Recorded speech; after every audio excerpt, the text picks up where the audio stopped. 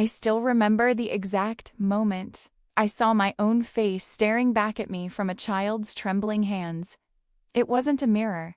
It was a photograph, faded, creased at the corners, hidden inside a worn leather wallet that a 6-year-old boy had pulled from beneath his pillow. And when he looked up at me with those wide, confused eyes and whispered, "You look just like my mom in this photo," I felt the ground shift beneath my feet. Because I didn't just look like his mother. I was his mother. But he didn't know that. His father made sure of it. Let me start from the beginning.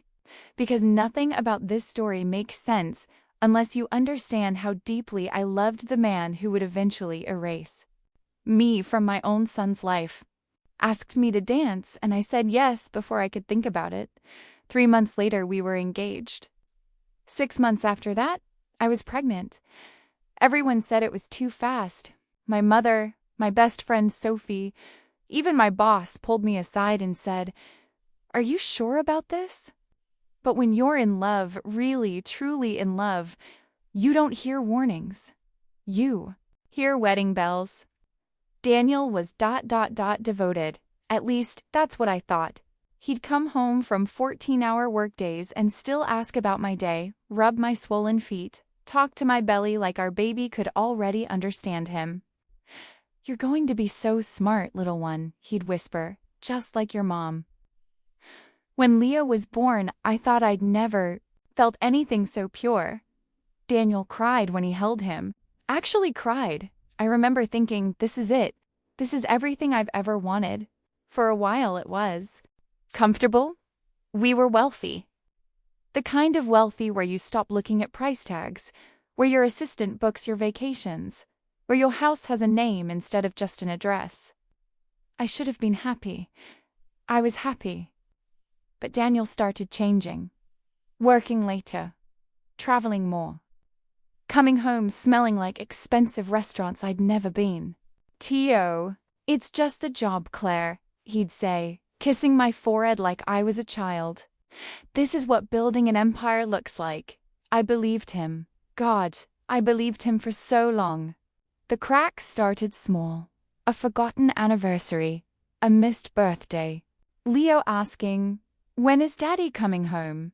And me not having an answer. But I told myself it was temporary. That once things settled down, we'd get back to normal. Then came the night that shattered everything. Sweetheart? He has his work phone ... and then another one he keeps in his desk, the one that buzzes at night. Children notice everything. We forget that I kissed his forehead and told him to sleep, but my heart was already racing. After he drifted off, I went downstairs.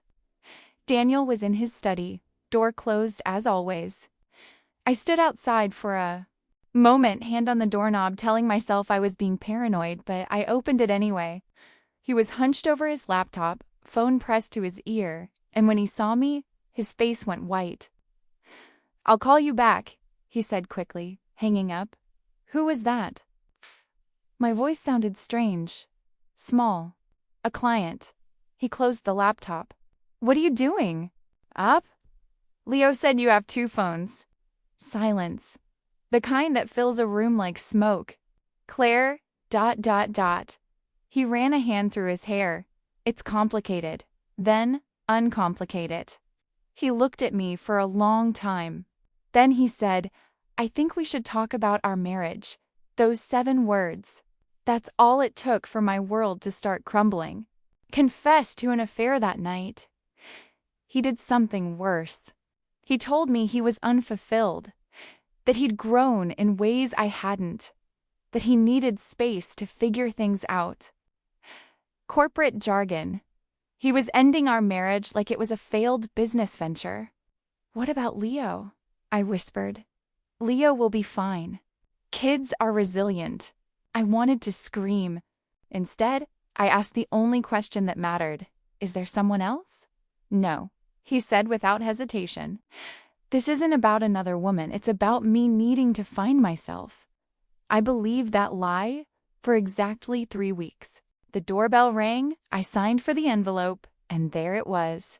A legal document outlining the dissolution of my marriage, drafted by attorneys I'd never met. My hands shook as I read through it. Daniel was offering me a settlement. A generous one, his lawyer noted. $2 million, the Manhattan apartment, and full custody of Leo. Wait, full custody? I read it again. Something felt wrong. Why would a man who'd been so involved, who'd cried when his son was born, suddenly give up custody without a fight? Unless he never wanted it in the first place. I called him. He didn't answer. I called again and again. Finally, a text came through. My lawyer will handle everything. Please don't make this difficult. That's when I started digging. Transfers to someone named Victoria Chun, receipts from jewelry stores, high-end restaurants, weekend trips to the Hamptons, all while he'd been telling me he was working late. He hadn't been finding himself. He'd been building a second life. I hired a private investigator. Within 48 hours, I had photos. Daniel and Victoria, a stunning marketing executive from his company, her hand on his chest, his lips on her neck. And worst of all, a picture of them with a little girl, maybe 2 years old, at a park. He had another child. While I was raising his son, making his meals, waiting for him to come home. He was playing house with someone else. Stormed past his assistant, threw open his door while he was in a meeting. The look on his face, shock, then anger, then cold calculation, told me everything. We need to talk, I said. Now. He excused himself, led me to a conference room, closed the door. Claire, you can't just... How long? My voice was steady. Too steady. How long have you been lying to me? He didn't answer right away. Then 3 years. 3 years. Leo had been 1 when this started. Does she know about me? I asked. About Leo? It's complicated. Stop saying that. I slammed my hand on the table. You have another child, a whole other family, and you were just going to... What? Erase us? I was trying. To protect you, he said, and I actually laughed. A bitter, broken sound. Protect me? By destroying our son's life? Leo will adjust. Kids forget. He won't forget his mother, Daniel. He looked at me then with eyes I didn't recognize. I've been thinking, maybe it's better if I take custody. You're clearly unstable right now, and I can provide. You want to take my son? Our son, and yes, I think it's best. Victoria and I are building a life together. Leo would have stability, a 2-parent household, a sister. I couldn't hear the rest. My ears were ringing. He wanted to replace me, to give my son to his mistress and pretend I never existed. Brutal. Daniel had money and power. I had love and determination. But in family court, money often wins. His lawyers painted me as unstable, overly emotional, unable to provide the life Leo deserved. They brought up my mother's history of depression as if mental illness was hereditary guilt. They questioned my finances, my career prospects, my ability to parent alone. Meanwhile, Daniel presented himself as the stable parent, successful, remarried to a wonderful woman, able to give Leo everything, everything. The judge asked Leo who he wanted to live with. My baby, barely 5 years old, looked at me with tears in his eyes and said, I want mommy and daddy. But that wasn't an option. The judge awarded Daniel primary custody. I got supervised visitation twice a month. I remember walking out of that courthouse thinking I couldn't breathe. Sophie caught me before I collapsed on the steps. We'll appeal, she said. We'll fight this. But I was so tired of fighting. Facility with a court-appointed supervisor watching our every move. He'd ask why he couldn't come home with me, and I'd have to smile and say, soon, baby. Soon. But soon never came. After 6 months, the visits stopped. Daniel claimed I was upsetting Leo, causing behavioral problems.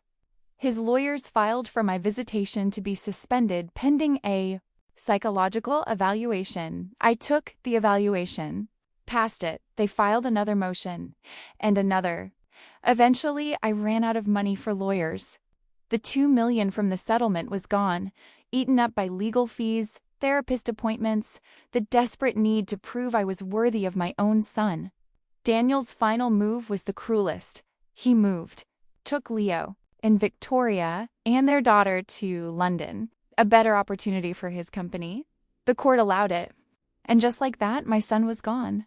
On to rebuild my life, but how do you rebuild when the foundation is gone? I worked odd jobs, waitressed, did freelance event planning, anything to pay rent on my shoebox apartment. Sophie was my lifeline, bringing me groceries, forcing me to shower, reminding me I was still human. "You'll see him again," she'd say. "I know you will. I wanted to." Believe her. Questions about my childcare experience. I told them about Leo, about being a mother, but I didn't mention Daniel. I couldn't risk them connecting the dots. They called me back within a week. "The family would like to meet you." When they gave me the address, my heart stopped. It was Daniel's penthouse, the one we'd bought together before. Everything fell apart. He was back in New York, and he needed a nanny. It darker, wore glasses I didn't need. Not a disguise, exactly, just ... different enough. The agency sent my resume under my maiden name, Claire Morrison, instead of Claire Rothschild. When I arrived at the penthouse, a woman answered. Victoria. She was even more beautiful in person, polished, confident, everything I used to be. "You must be the nanny candidate," she said warmly. "Come in." I followed her inside, my heart hammering. The apartment looked different. New furniture, new artwork, like I'd never existed here at all. "My husband is running late," Victoria said. "But Leo should be home from school soon. He's, well, he's a bit of a handful." "How old is he?" I asked, even though I knew. 7. Very bright, but he's been struggling since we moved back. Acting out, refusing to listen. We've tried everything. Because he misses his mother, I wanted to scream. "Because you stole him from me." "Instead," I said, "I'm sure we'll get along." More angular, but still those same eyes. Daniel's eyes. He looked at me with suspicion. "Who are you?" "I'm Claire," I said softly. "I might be your new nanny." He shrugged, dropped his backpack, and headed toward his room. Victoria sighed. "See what I mean? He used to be such a sweet boy." "He still is," I thought. "You just don't know how to see it." She left me alone with him for a few minutes, a trial run, she called it. I knocked on his bedroom door. "Go away," he muttered. "I just want to talk." Silence. Then, quietly, "Fine." I stepped inside. His room was full of things, toys, books, gadgets, but it felt empty. No drawings on the walls. No photos except one, a framed picture of Daniel. And Victoria's family. Leo wasn't smiling in it. "Do you like it here?" I asked. He shrugged. "It's okay." "Do you miss anyone?" He looked at me sharply. "Why?" "Just curious." He turned away, then reached under his pillow and pulled out a small leather wallet. "I found this in Dad's old stuff." My heart stopped. It was Daniel's wallet from years ago, the one he'd carried when we first got married. Leo opened it carefully, and there, tucked behind an expired credit card, was a photograph. Me, holding newborn Leo in the hospital, smiling like I'd never been happier. "You look just like my mom in this photo," Leo whispered. I couldn't speak, couldn't breathe. Dad said she left us. That she didn't want to be a mom anymore. His voice cracked. But I don't think that's true. Because why would she look so happy? Tears blurred my vision. I knelt beside him. "What do you think happened?" "I think ... double quotes." He clutched the photo. "I think Dad lied." On the spot. Leo seems to like you, Victoria said. That's rare. I moved into the guest room that week.